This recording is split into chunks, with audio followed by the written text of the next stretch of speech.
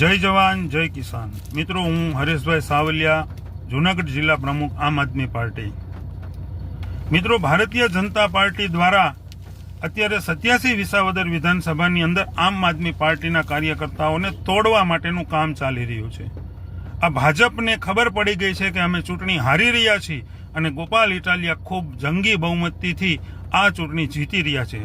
માટે હવે ભાજપ પાસે કોઈ પણ પ્રકારનો વિકલ્પ રહ્યો નથી। માટે આમ આદમી પાર્ટીના કાર્યકર્તાઓને તોડી રહ્યા છે। આમ આદમી પાર્ટીના કાર્યકરોને દાબ દબાણ ધાક ધમકી બધું આપી રહ્યા છે અને આ ધાક ધમકી આપી અને આમ આદમી પાર્ટીના કાર્યકર્તાઓ પાસે એક વિડીયો બનાવી અને શેર કરી રહ્યા છે। આ સાવ ખોટું છે।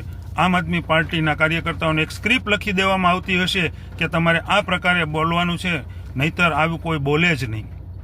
હાલની તારીખમાં હાલની તકે એક વિડીયો વાયરલ થયો છે। તે વિડીયોમાં તમે જોશો તો જે માણસ બોલી રહ્યો છે એ માણસનો મૂડ જોવો તમે। એ માણસ કોઈનું લખેલું અથવા તો કોઈનું કીધેલું બોલે છે।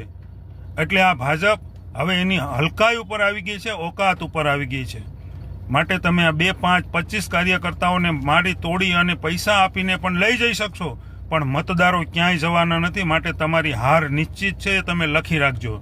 અને ભાજપના પણ તમામ નેતાઓને હું કહું છું કે તમે કદાચ ગમે એટલા કાર્યકર્તાઓને લઈ જશો, પણ તમને આ વિસાવદર વિધાનસભામાં જૂનાગઢ જિલ્લામાં આમ આદમી પાર્ટીનો સૈનિક તમને ગમે ત્યાં સામો મળીશ। હું આમ આદમી પાર્ટીમાં જ છું। એટલે આ ધંધા તમારા બંધ કરો અને મતદારોને રીઝવવાનું ચાલુ કરો। તમે શું કામ કરવાના છો, તમે શું કામ કર્યા, લોકહિતના શું કામ થયા, આના વિશે ચર્ચા કરી અને લોકો પાસે તમે જાઓ। હવે લોકો તમને ગામમાં નથી ઘૂસવા દેતા, એટલે તમે આ ધંધા ચાલુ કર્યા છે। પણ હું તમને ચોખ્ખા શબ્દમાં કહી દઉં કે કદાચ 2, 5, 25 કાર્યકર્તાઓને તમે લઈ જાઓ, 2, 5, 25 કાર્યકર્તાઓને તમે પૈસાથી ખરીદી લ્યો, તો એનો મતલબ એવો નથી કે એની હારે કોઈ 2, 5 હજાર મતદારો છે। એટલે તમે સુધરી જાઓ તો સારું છે।